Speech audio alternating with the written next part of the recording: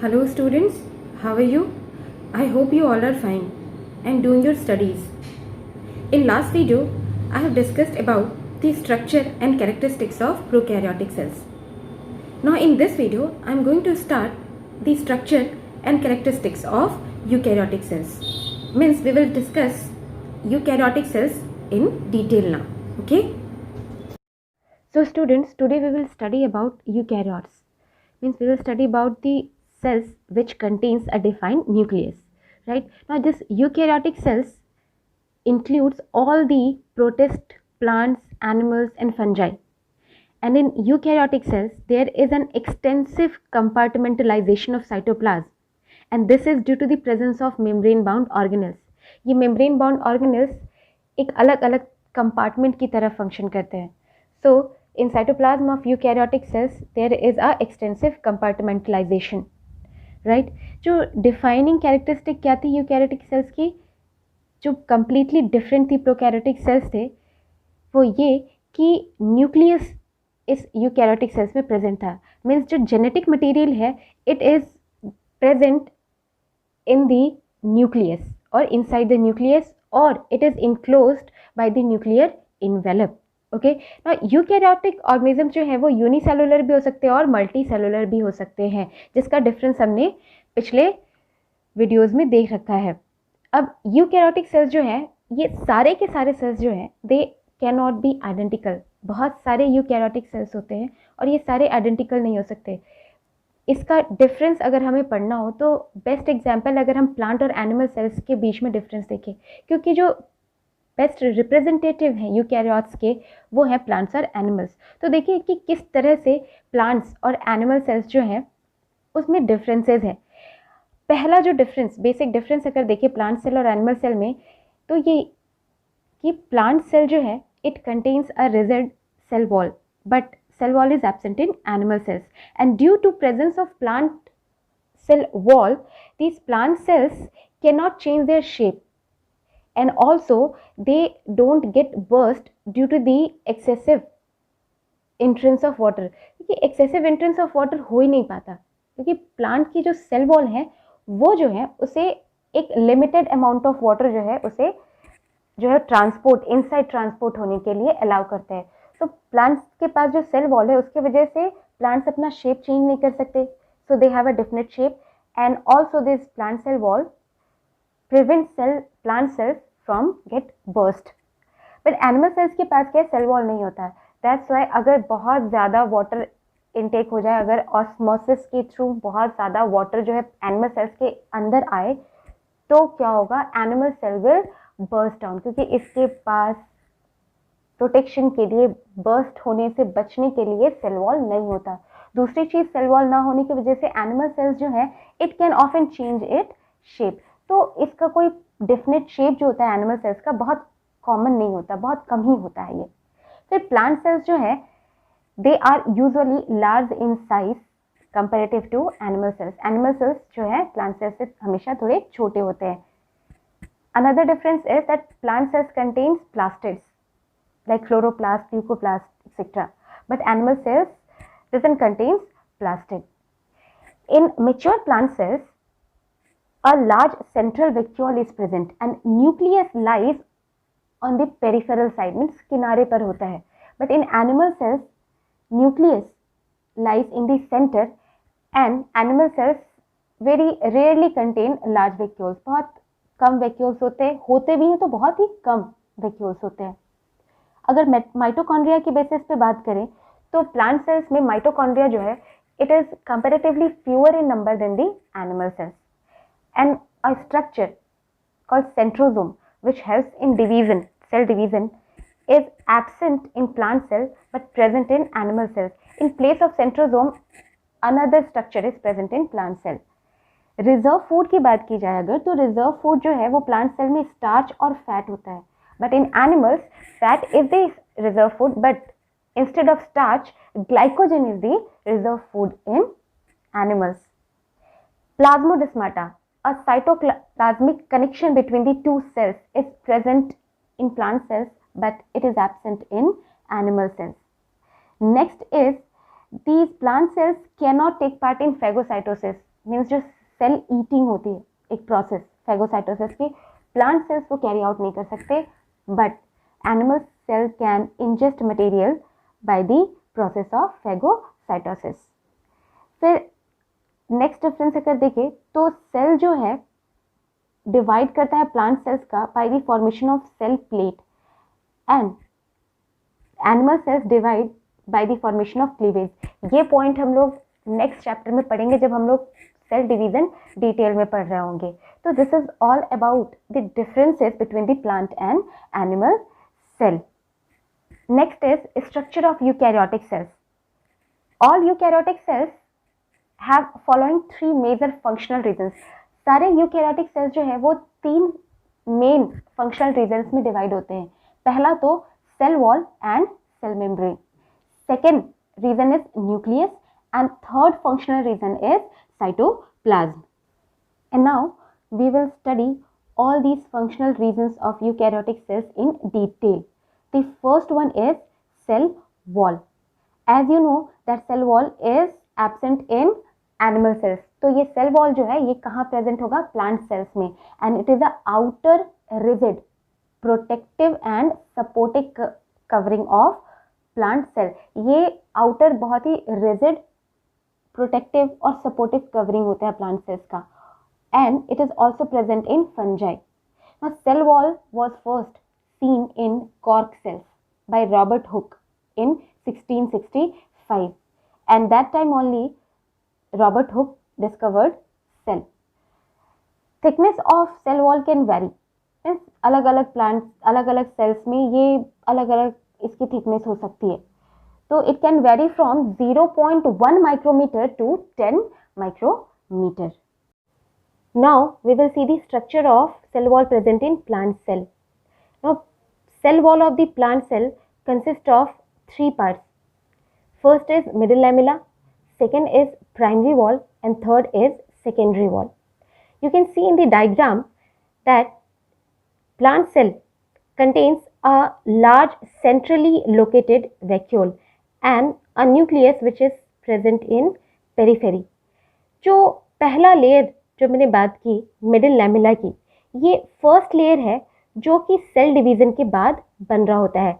Lower classes में भी आपने पढ़ा होगा कि 2 प्लांट सेल्स के बीच में उन दोनों प्लांट सेल्स को कनेक्ट करके रखने के लिए एक सीमेंटिंग मटेरियल होता है प्रेजेंट, एक अटैचमेंट लेयर प्रेजेंट होती है, उसे हम कहते हैं मिडिल लैमेला। और ये मिडिल लैमेला जो है it is made up of calcium and magnesium pectate. ये एक प्लांट सेल, ये दूसरा, तीसरा, ये सारे जो प्लांट सेल्स हैं, ये सारे प्लांट सेल्स के बीच में ये जो ब्लैक लेयर आप देख रहे हैं जो दोनों प्लांट सेल्स को अटैच कर रहे हैं, that is known as middle lamella. अब मिडिल लैमेला के बाद, क्योंकि सेल डिवीजन के बाद सबसे पहले क्या प्रोड्यूस हुआ? Middle lamella. इसके बाद जो लेयर प्रोड्यूस होता है वो होता है सेल वॉल का, और वो सेल वॉल होता है प्राइमरी वॉल, राइट। और ये जो प्राइमरी वॉल है वो सेलुलोज माइक्रोफाइब्रिल्स, इसके साथ साथ हेमीसेलुलोज और ग्लाइकोप्रोटीन का बना होता है। जस्ट मिडिल लैमेला के इनर, ये जो रेड कलर से आप देख रहे हैं, दैट इज प्राइमरी वॉल। और प्राइमरी वॉल के बाद जो लेयर बनता है वो है सेकेंडरी वॉल। मीन्स ये जो रेड कलर का आप देख रहे हैं, रेड कलर से जो प्राइमरी वॉल बना है उसके अंदर ये जो पूरा एक ये जो लेयर है वो है सेकेंडरी वॉल, या फिर आप कह सकते हैं secondary cell wall. Secondary wall जो है it is present inner to the primary wall and it is thick and made up of at least 3 layers. 3 layers के बने होते हैं जिसे हम डिनोट कर सकते हैं S1, S2 या S3 से। जैसे ये प्राइमरी वॉल से जो जस्ट उसके इनर जो है, जो प्राइमरी वॉल के बाद जो लेयर बनी सेकेंडरी वॉल की, उसे हम कहेंगे S1। इसके बाद ये जो डार्क ब्लू है इसे हम कहेंगे S2 and the next layer which is present completely inner side is S3 layer. और ये S1, S2 और S3 कंबाइनली बना रहे हैं सेकेंडरी सेल वॉल। और इस सेकेंडरी सेल वॉल के इनर है ये जो ये लेयर है वो है प्लाज्मा मेम्ब्रेन, और अंदर प्रेजेंट है साइटोप्लाज्म। अगर इसे और अच्छे से देखना चाहें इसका स्ट्रक्चर, तो ये जो पर्टिकुलर स्ट्रक्चर है इसकी स्टडी हम अलग से कर सकते हैं। यहाँ देखिए, ये जो लेयर है, इधर ये फर्स्ट सेल, इधर जो है ये सेकेंड प्लांट सेल। तो इन दोनों सेल्स के बीच में इनके अटैचमेंट के लिए जो लेयर सबसे पहली बनती है वो बनती है मिडिल लैमेला, जो यहाँ प्रेजेंट है मिडिल लैमेला। फिर मिडिल लैमेला के बाद जो लेयर बनता है वो है प्राइमरी सेल वॉल या primary wall. This red colour, ये दोनों तरफ के सेल्स में जो पहला बना वो है प्राइमरी वॉल। मिडिल लैमेला के बाद जो पहला लेयर बन रहा है वो क्या है? Primary wall. इसके बाद बनते हैं सेकेंडरी वॉल्स। तो ये दोनों ही लेयर्स में आप देखें, दोनों ही प्लांट सेल्स में प्राइमरी वॉल से अटैच्ड जो सबसे पहला बन रहा है वो है S1 सेल वॉल, फिर S2 secondary cell wall and then S3 secondary cell wall. Just इसका ये जो है कंप्लीट स्ट्रक्चर अगर हम कट के डिटेल काट कर यहाँ पढ़े, और सबसे लास्टली जो बना वो है प्लाज्मा मेम्ब्रेन, राइट। तो this is the structure of cell wall, right. अब ये जो अगर सेकेंडरी सेल वॉल की कंपोजिशन की बात करें तो इसका कंपोजिशन जो है प्राइमरी वॉल जो है बिल्कुल वैसा ही होता है। मीन्स सेलुलोज माइक्रोफाइब्रिल्स होंगे, हेमीसेलुलोज होगा, ग्लाइकोप्रोटीन्स होंगे। इसके अलावा maybe for the rigidity of the cell wall suberin या लिग्निन जो है वो डिपॉजिट हो सकता है, बट नॉट ऑलवेज। के अलावा आप एक और स्ट्रक्चर देख रहे होंगे, a connection between the two cells of the plant, and this cytoplasmic connection is known as plasmodesmata। ये प्लाज्मोडेस्माटा जो है ये दो प्लांट सेल्स के बीच में ट्रांसपोर्टेशन जो है उसे कैरी आउट कराते हैं। Okay, so this is all about the structure of plant cell wall. Next is function of cell wall. Cell wall protects self against the mechanical injury, means किसी भी तरह के इंजरी से, चोट से बचाता है सेल वॉल सेल को। Second is it protects the cell from attack of pathogens, means किसी भी तरह के जो माइक्रो ऑर्गेनिजम्स होते हैं जो किसी तरह की इन्फेक्शंस जो फैला सकते हैं सेल्स के अंदर, उसके इन्फेक्शन से ये सेल वॉल जो है सेल्स को प्रोटेक्ट कर रहा होता है। Third is it provides rigidity to the cell, means ये रिजिड बनाता है सेल्स को, जिसकी वजह से जो प्लांट्स के जो सेल हैं वो एक शेप में प्रेजेंट होते हैं, मीन्स उनका एक पर्टिकुलर शेप मेंटेन रहता है, right. Next function is it prevents plant cell from bursting, means अगर एक्सेसिव वाटर अगर सेल के अंदर आएगा तो सेल क्या होगा? बर्स्ट हो सकता है। But because cell wall is a rigid structure, That's why it doesn't allow the excessive endosmosis, means बहुत ज़्यादा पानी ऑस्मोसिस से अंदर आने से रोकता है, जिसकी वजह से जो प्लांट सेल्स है उसमें बर्स्टिंग कभी नहीं होती। And the last function is it prevents excessive water loss also. जैसे ही ये एक्सेसिव वाटर इनटेक से बचाता है, वैसे ही जो सेल वॉल है ये प्लांट सेल में से एक्सेसिव वाटर लॉस को भी बचा रहा होता है। Okay, so this is all about cell wall and its function. Next is cell membrane. This cell membrane or plasma membrane is present in both plants and animal cells. And this plasma membrane was discovered by Swan in 1838. Now membranes are not only present outside the cell or outside the cytoplasm. It is also present inside the cytoplasm as a covering of cell organelles.